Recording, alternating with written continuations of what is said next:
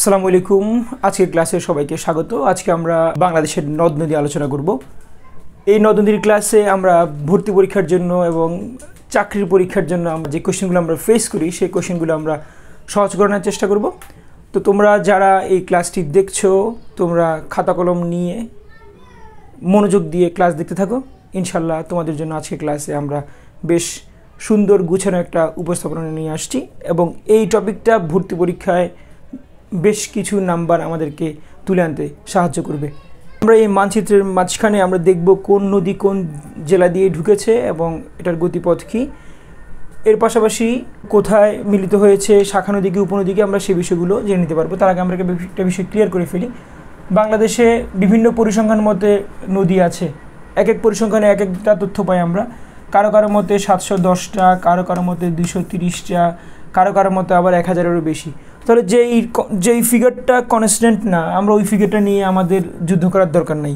আমরা তাহলে বর্তমানে নদ নদীর সংখ্যা, অ্যাকচুয়াল সংখ্যা কী সেটা নিয়ে আমাদের না জানলেও চলবে, যেহেতু এটা নিয়ে কোনো কনস্ট্যান্ট ফিগার নাই, আমাদের না জানলেও চলছে। কিন্তু একটা জায়গাতে আমাদের নদ নদীর সংখ্যা জানতে হবে, সেটা হচ্ছে কিছু কিছু নদী আছে ইন্ডিয়া থেকে ঢুকলো বাংলাদেশে, কিছু কিছু নদী আছে মিয়ানমার থেকে ঢুকলো বাংলাদেশে। এই নদীগুলোকে বলা হয় অভিন্ন নদী। কি বলা হয়? অভিন্ন বা যৌথ নদী। এই যৌথ নদীর বিষয়টা আমাদের পরীক্ষায় প্রশ্ন আসে, আমরা ব্যাপারটা একটু ক্লিয়ার করব। বাংলাদেশ এবং মিয়ানমার থেকে আসছে বা গেছে এমন নদীগুলোকে আমরা বলছি যৌথ নদী বা অভিন্ন নদী। তো বাংলাদেশের যৌথ নদী আছে 57 কিংবা 58টি, যৌথ নদী আছে 57 বা 58টি। তাহলে এইসব নদীগুলো কোনোটা আসবে ইন্ডিয়া থেকে, কোনোটা আসবে মিয়ানমার থেকে। তাহলে আমরা এই নদীগুলো পাচ্ছি। এখন এই 57 যে নদীগুলো আছে এগুলো আসছে জেআরসি পরিসংখ্যান মতে, আর 58 যে নদী এগুলো আসছে বাংলাপিডিয়া মতে। তাহলে আমরা দুইটা পরিসংখ্যান পাচ্ছি, একদিকে পাচ্ছি জেআরসি অর্থাৎ জয়েন্ট রিভার কমিশন, একদিকে পাচ্ছি বাংলাপিডিয়া। জয়েন্ট রিভার কমিশন মধ্যে বাংলাদেশে অভিন্ন নদী 57টা, বাংলাপিডিয়ার মধ্যে বাংলাদেশের অভিন্ন নদী হচ্ছে 58টা। এর মধ্যে ভারত থেকে আসছে এমন নদী আছে, এদের মতে আছে 54টা, এদের মতে আছে 55টা। আর মিয়ানমার থেকে নদী এসেছে 3টা, এটা আমরা সবাই জানি। মিয়ানমার থেকে বাংলাদেশে নদী এসেছে 3টা, সাঙ্গু, মাতামুহুরি, নাফ। সাঙ্গু, মাতামুহুরি, নাফ, এই 3টা নদীকে যদি আমরা শর্টকাটে বলি হয়ে যাবে হচ্ছে সামানা। কি হয়ে যাবে? সামানা। তাহলে বাংলাদেশে নদী আসছে মিয়ানমার থেকে 3টা, সাঙ্গু, মাতামুহুরি, নাফ। আর বাকি 54টা বা 55 আসছে ইন্ডিয়া থেকে। সেটা আমরা নামগুলো স্পেসিফিক না জানলেও চলবে, আমরা মোস্ট অফ নাম জেনে যাব বিভিন্ন আলোচনাতে। এর পাশাপাশি বর্তমান সময়ে আমাদের নদী নিয়ে নদী গবেষণা মতে কিছু ভেজাল তৈরি হচ্ছে। আমরা কোথাও কোথাও দেখতে পাই আমাদের সবচেয়ে দীর্ঘতম নদী, বৃহত্তম নদী, গভীরতম নদী হচ্ছে মেঘনা, কিন্তু আবার পরিসংখ্যান মতে একবার দেখতে পাই ইছামতি, একবার দেখতে পাই পদ্মা। তাহলে এই বিষয়টা কনস্ট্যান্ট না।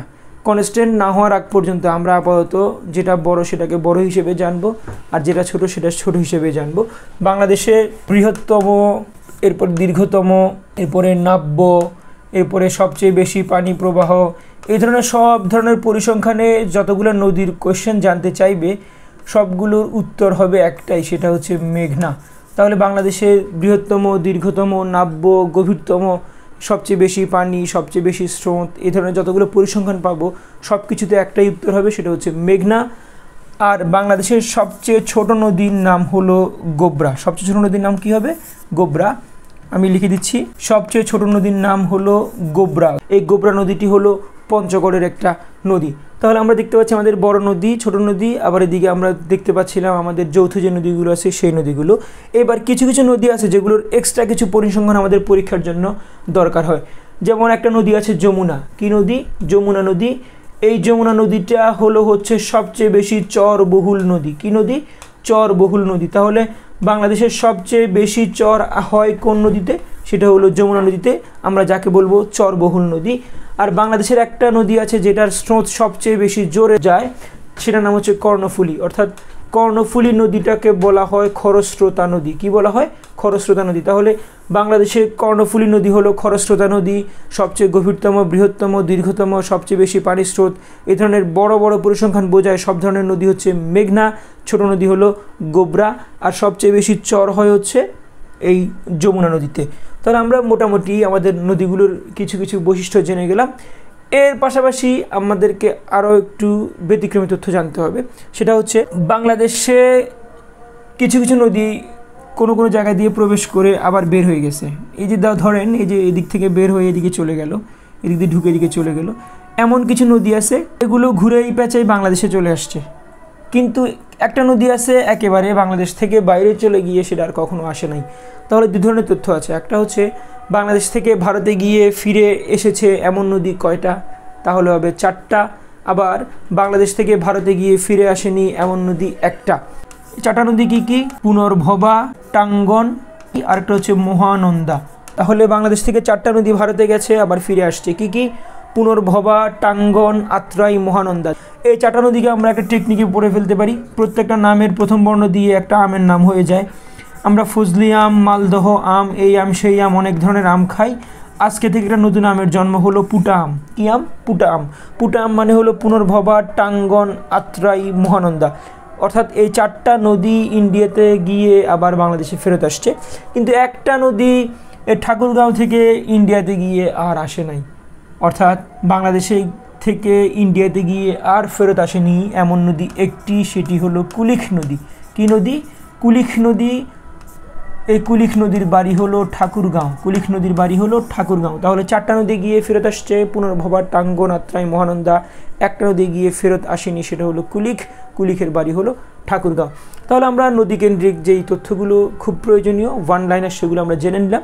এরপর আমরা ছবিতে দেখব কোন নদী কোন দিক দিয়ে প্রবেশ করলো, কোথায় এসে মিলিত হলো। আমরা যদি এদিকে তাকাই তাহলে আমরা দেখতে পাবো এখানে ভারতে যে রাজ্যটা তার নাম হলো আসাম রাজ্য। কী রাজ্য? আসাম। আসামের একটা লুসাই পাহাড়। কি পাহাড়? লুসাই পাহাড়। এই আসামের লুসাই পাহাড় থেকে একটা নদী বের হচ্ছে, নদী বের হয়ে বাংলাদেশে ঢুকবে। এই নদীটার এই অঞ্চলের নামটা হলো বরাক নদী। এই অঞ্চলের নাম হলো বরাক নদী। এই বরাক নদী বাংলাদেশে ঢুকার একটু আগে একটা জায়গা আছে, এই জায়গাটার নাম হচ্ছে আসামের বদরপুর নামক স্থান। এই আসামের বদরপুর নামক স্থানে এসে বরাক নদীটা 2টা অংশে বিভক্ত হয়ে যায়। 2টা অংশে বিভক্ত হয়ে একটা অংশ বাংলাদেশে ঢুকে সুরমা নামে, আর একটা অংশ বাংলাদেশে ঢুকে কুশিয়ারা নামে। তাহলে বরাক নদী একটু সামনে এসে 2টো অংশে বিভক্ত হয়ে যায়, একটা হলো সুরমা, একটা হলো কুশিয়ারা। তাহলে সুরমা কুশিয়ারা কোন নদীর ভাঙনের ফলে জন্ম হয়? সেটা হচ্ছে বরাক নদীর। সুরমা এবং কুশিয়ারা, এই সুরমা এবং কুশিয়ারা 2টা নদী বাংলাদেশে প্রবেশ করে। বাংলাদেশে যে জায়গা দিয়ে প্রবেশ করে এই জায়গার নামটাও গুরুত্বপূর্ণ। এই জায়গাটা হলো অমলসি দে। অমলসি দে। তাহলে বাংলাদেশের অমলসি দে দিয়ে প্রবেশ করে হচ্ছে সুরমা এবং কুশিয়ারা নদী 2টি। এরপরে এই সুরমা কুশিয়ারা চলতে থাকে, কয়েকটা জেলার উপর দিয়ে ওরা ঘুরতে থাকে। এদিক দিয়ে সিলেট হয়ে হবিগঞ্জ হয়ে এখানে চলে আসে, এদিকে কুশিয়ারা নদী সিলেট হয়ে মৌলভীবাজার হয়ে আবার হবিগঞ্জে চলে আসে। তাহলে আমরা দেখতে পাই বাংলাদেশের সীমানার বাহিরে সুরমা এবং কুশিয়ারা আলাদা হয়ে গেছে, কিন্তু বাংলাদেশের একটা জায়গাতে এসে আবার একত্র হয়ে গেছে। এই যে এই জায়গাটা, এটাকে বলা হচ্ছে হবিগঞ্জের আজমিরিগঞ্জ। হবিগঞ্জের আজমিরিগঞ্জ। তাহলে এই জায়গাটার নাম হচ্ছে হবিগঞ্জের আজমিরিগঞ্জ। হবিগঞ্জের আজমিরিগঞ্জ। তাহলে হবিগঞ্জের আজমিরিগঞ্জে এসে কোন কোন নদী মিলিত হলো? হবিগঞ্জের আজমিরিগঞ্জে এসে সুরমা প্লাস কুশিয়ারা 2টা নদী মিলিত হলো। 2টা নদী মিলিত হয়ে কী নাম নিয়েছে সেটা আমরা একটু পরেই বলছি। সুরমা কুশিয়ারাকে আমরা এখন পাচ্ছি হবিগঞ্জের আজমিরিগঞ্জে। এই হবিগঞ্জের আজমিরিগঞ্জে এসে 2টা নদীর নাম হয়ে গেল কালনী নদী। কি নদী? কালনী নদী। তাহলে কালনী নদী বলতে আমরা কোন কোন নদীর মিলিত রূপকে বুঝি? আমরা কালনী নদী বলতে বুঝি সুরমা এবং কুশিয়ারা নদীর মিলিত রূপকে। এরা কোথায় মিলিত হয়েছে? এরা মিলিত হয়েছে হবিগঞ্জের আজমিরিগঞ্জে। তাহলে আমরা আবার ট্রাভেল করি। আসাম থেকে বের হলো বরাক নদী, বরাক নদী একটু সামনে এসে ভাঙলো সুরমা এবং কুশিয়ারা নামে, বাংলাদেশে ঢুকে একটু ঘুরে ফিরে হবিগঞ্জে এলো, হবিগঞ্জের আজমিরিগঞ্জে এসে আবার সুরমা কুশিয়ারা মিলে নাম হয়ে গেল কালনী নদী। এরপরে আমরা এখানে আরেকটা জায়গায় দেখব, সেটা হচ্ছে তিব্বত। সেটা হলো তিব্বত। তিব্বতের একটা জায়গার নাম হচ্ছে মানস সরোবর। তিব্বতের মানস সরোবর একটা হ্রদ। এই হ্রদ থেকে একটা নদী বাংলাদেশে ঢুকছে, সেটার নাম হলো ব্রহ্মপুত্র নদী।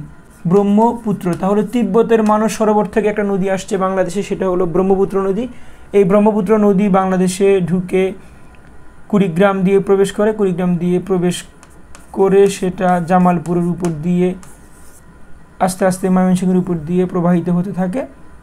কিন্তু একটা সময় এসে একটা ঝামেলা বাঁধে। ঝামেলাটা হলো এই জামালপুরের এই নিম্নাংশে এসে 1787 সালে একটা ভূমিকম্প হয়। এই ভূমিকম্পের ফলে জামালপুরের দেওয়ানগঞ্জ নামক জায়গায় নদীর গতিপথ পাল্টে যায়। ভূমিকম্পের কারণে নদীর নিচে মাটি ফাটল ধরে নদীর মাটি সরে গিয়ে একদিকের পানি ব্লক হয়ে যায়, আরেক দিকে চলতে শুরু করে। অর্থাৎ এই যে এখানে ফাটল হওয়ার পরে এদিকের পানিটা কিছুটা ব্লক হয়ে যায় আর এদিকে নতুন করে চলা শুরু করে। নতুন করে চলতে গিয়ে ছোট্ট একটা খাল ছিল, খালের নাম হচ্ছে জোনাই খাল। কী খাল বললাম? জোনাই খাল। এই জোনাই খালের উপর দিয়ে চলতে শুরু করে। আস্তে আস্তে জোনাই খালটা বড় হয়ে কী নাম হয় সেটা একটু পরে বলছি, আগে ব্যাপারটা ক্লিয়ার করি। তাহলে 1787 সালে যে ভূমিকম্প হয়, এই ভূমিকম্পের ফলে নদীর গতিপথ পাল্টে যায়। এখানে যে ব্রহ্মপুত্র নদীটা ছিল এই নদীতে পানি কমে যায়, এই জন্য নামটা একটু পাল্টে যায়, এটা হয়ে যায় পুরাতন ব্রহ্মপুত্র। আর এই নদীটা সামনে এসে ভৈরব বাজারে থামে। কোথায়? ভৈরব বাজার। তাহলে আমরা দেখতে পাচ্ছি পুরাতন ব্রহ্মপুত্র এখন এসে থামলো কোথায়? ভৈরব বাজারে। আর ভৈরব বাজারে থামলো, এদিক থেকে আসে কালনী নদী। এই কালনী নদী ভৈরব বাজারে এসে মিশে গেল। তাহলে ভৈরব বাজারে কোন কোন নদী মিলিত হলো? ভৈরব বাজারে মিলিত হলো একদিক থেকে পুরাতন ব্রহ্মপুত্র, একদিক থেকে কালনী। একদিক থেকে পুরাতন ব্রহ্মপুত্র, একদিক থেকে কালনী। আর এখান থেকেই বাংলাদেশের সবচেয়ে বড় নদী আস্তে আস্তে পথ চলা শুরু করবে, সেখানে যাচ্ছি, আগে ব্যাপারটা ক্লিয়ার করি। তাহলে আমরা দেখতে পাচ্ছি মানস সরোবর থেকে ব্রহ্মপুত্র বেরিয়ে আসলো, কুড়িগ্রাম দিয়ে ঢুকে জামালপুরে এসে ভাঙলো। ভেঙে আগের অংশের নাম পাল্টে হলো পুরাতন ব্রহ্মপুত্র, পরের অংশের নাম নতুন করে হচ্ছে জোনাই খাল। ছোট একটা খালের উপর দিয়ে চলা শুরু করলো। আস্তে আস্তে খালের পরিসর বাড়তে বাড়তে খালটার নাম হয়ে গেল যমুনা নদী। কি নদী হয়ে গেল? যমুনা নদী। এই জন্য অনেক ক্ষেত্রে আমরা দেখতে পাই যমুনা নদীর আরেক নাম জোনাই খাল বা জোনাই। আর এদিকে এখানে যে আমরা হবিগঞ্জ থেকে কালনীকে বের করে আনলাম, ভৈরব বাজারে এনে পুরাতন ব্রহ্মপুত্রের সাথে মিশতে দেখলাম, এখান থেকে বাংলাদেশের সবচেয়ে বড় যেই নদী সেই নদীর গতিপথের বড় অংশটা শুরু, অর্থাৎ এখান থেকে বাংলাদেশের মেঘনা নদীর যাত্রা শুরু হয়ে যাবে।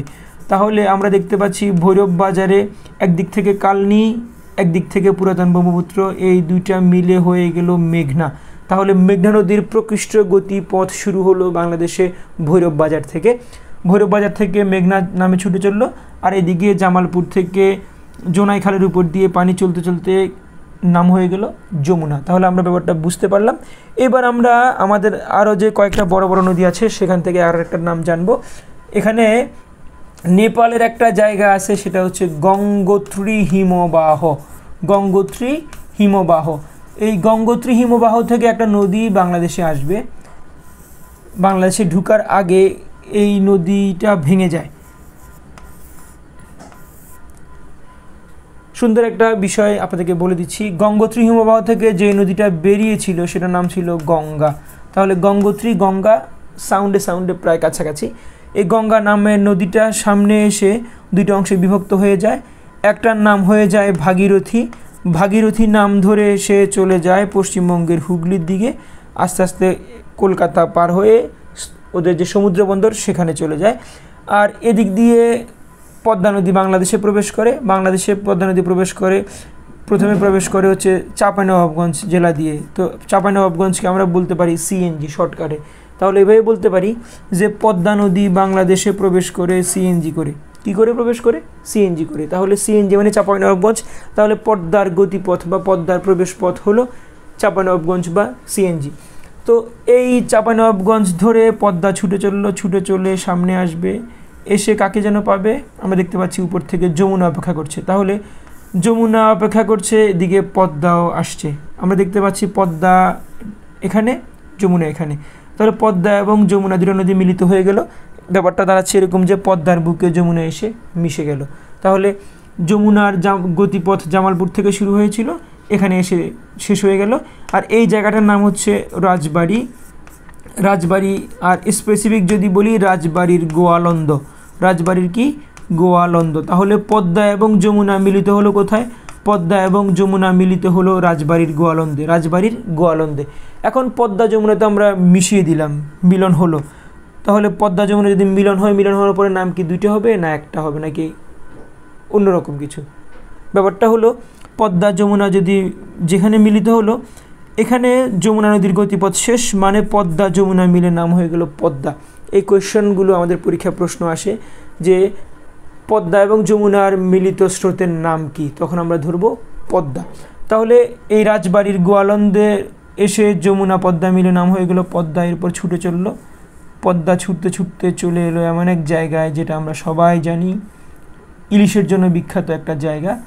এই জায়গাটা হলো চাঁদপুর, এই জায়গাটা হলো চাঁদপুর। তাহলে পদ্মা এদিক থেকে, পদ্মা এদিক থেকে মেঘনা কোথায় মিলিত হলো? চাঁদপুরে। তাহলে পদ্মা এবং মেঘনা মিলিত হলো চাঁদপুরে।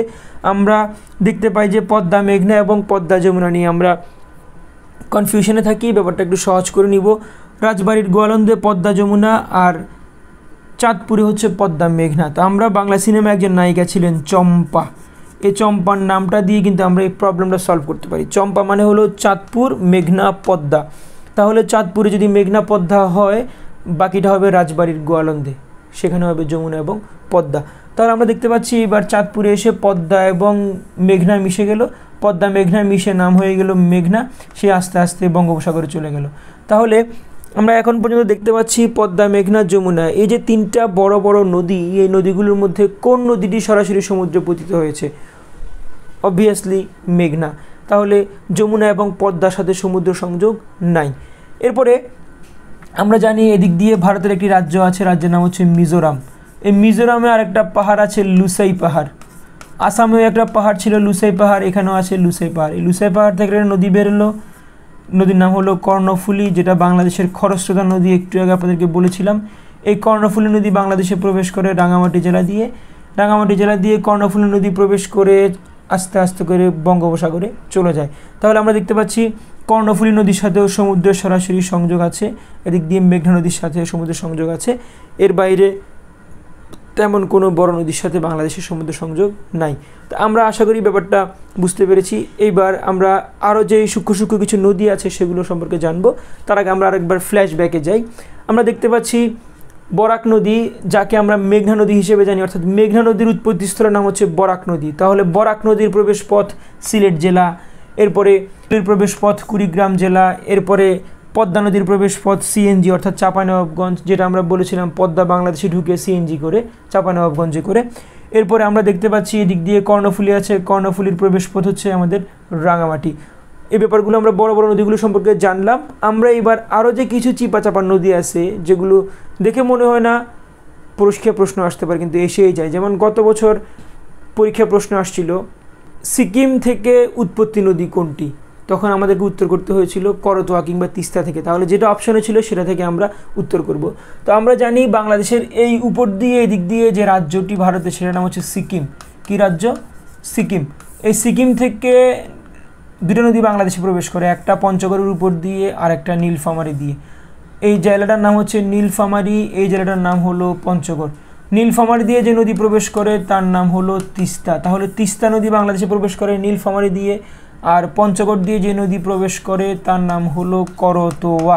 আমি আবার বলছি করতোয়া, এখানে লিখতে কষ্ট হচ্ছে কিন্তু বলে দিচ্ছি মুখে মুখে, আপনারা শুনে লিখে ফেলেন করতোয়া। তাহলে করতোয়া নদী এবং তিস্তা নদী বাংলাদেশে প্রবেশ করে পঞ্চগড় এবং নীলফামারী দিয়ে, আর এই দুটো নদীর উৎপত্তি হচ্ছে সিকিম থেকে। তো আমরা একটা টেকনিক বলতে পারি, এই করতোয়া এবং তিস্তার উৎপত্তিস্থল কোথায় সেটা যদি আমরা মনে রাখতে চাই তাহলে আমরা একটা টেকনিক অ্যাপ্লাই করতে পারি। আমরা বিভিন্ন ভাষার নাটক দেখি বাংলাদেশের টিভি চ্যানেলগুলোতে, যেমন আমরা পাবনার ভাষা সম্পর্কে জানি। পাবনার ভাষা আমরা যে শব্দটাকে নর্মালি বলি করছি, সেটা পাবনার ভাষায় বলে করতিসি। কি বলে? করতিসি। এই করতিসি মানে হলো করতোয়া, তিস্তা, এদিক থেকে হলো সিকিম। তাহলে আমরা এক কথার মধ্যে দুইটা নদীর উৎপত্তিস্থল পেয়ে গেলাম। করতোয়া, তিস্তা নদী উৎপত্তি হয়েছে সিকিম থেকে। তাহলে আমরা এই ব্যাপারটা ক্লিয়ার করলাম। এটা আমাদের গত বছর পরীক্ষায় প্রশ্ন আসছিল। আমি আবার বলছি করতোয়া, তিস্তা উৎপত্তিস্থল সিকিম। এদিক দিয়ে মেঘনার উৎপত্তিস্থল হলো আসামের লুসাই পাহাড়।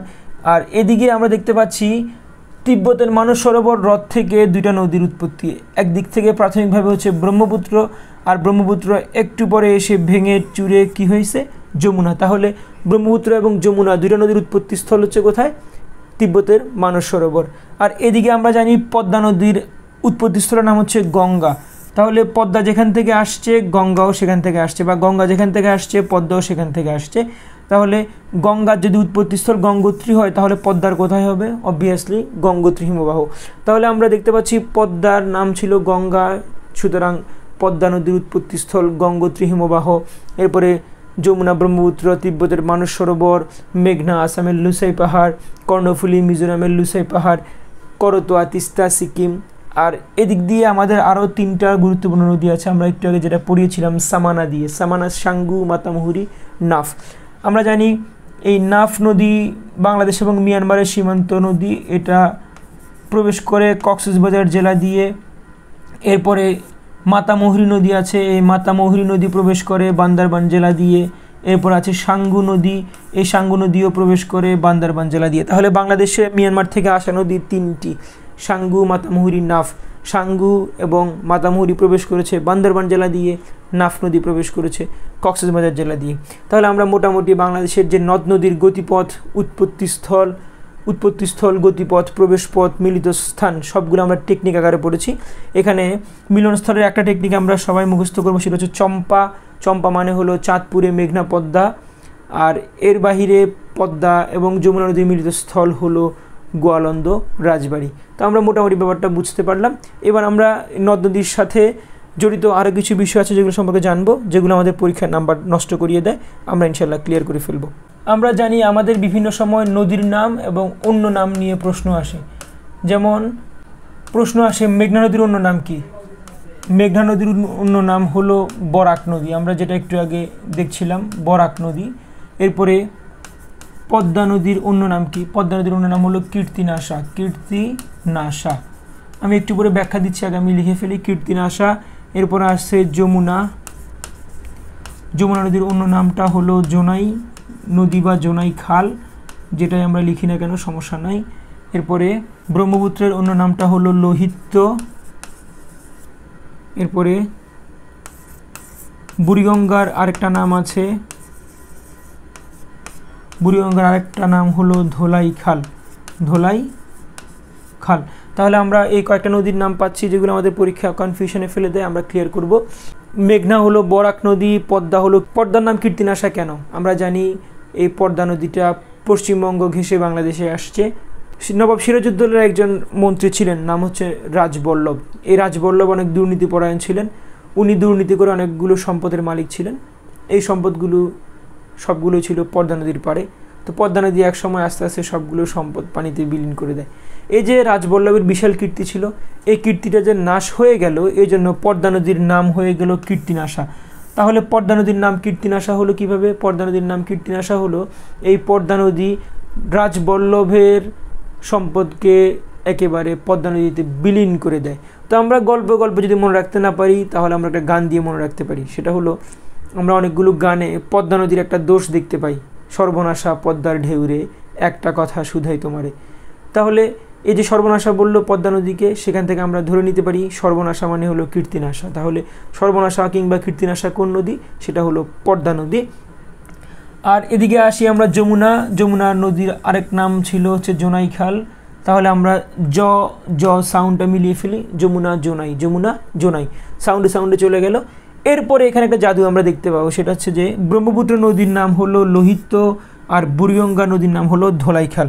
তো এখানে বিষয়টা আমরা খুব সহজে মনে রাখতে পারি একটা গল্পে। আমরা ব্রহ্মপুত্রের নামের অংশ থেকে পুত্রটাকে কনভার্ট করব, বা পুত্রটাকে আমরা এক্সট্রা করে ধরবো, আর এই পুত্রের একটা নাম দিয়ে ফেলবো লোহিত। তাহলে পুত্রের নাম কি? লোহিত। পুত্রটা কার? পুত্রটা হলো কোনো একটা বুড়ির। তাহলে পুত্র লোহিত যদি বেয়াদবি করে, বুড়ি তাকে কি করবে? আদর করবে নাকি মারবে? তো মারা শব্দটার একটা ভালো বাংলা আছে, সেটা হলো ধোলাই। কি? ধোলাই।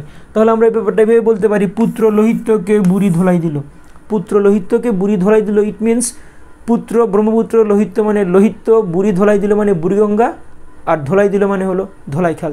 তাহলে আমরা এই নদীগুলোর অন্য নাম, উৎপত্তিস্থলের নাম, ব্যাপারগুলো জেনে গেলাম। এরপরে আমরা এখানে একটা বোনাস কথা আমরা জেনে রাখি, সেটা হলো পদ্মা নদীর কিন্তু বাংলাদেশে ঢুকার আগে নাম হয়েছিল পদ্মা, কিন্তু যেখান থেকে উৎপত্তি লাভ করেছিল সেখানে ছিল গঙ্গা।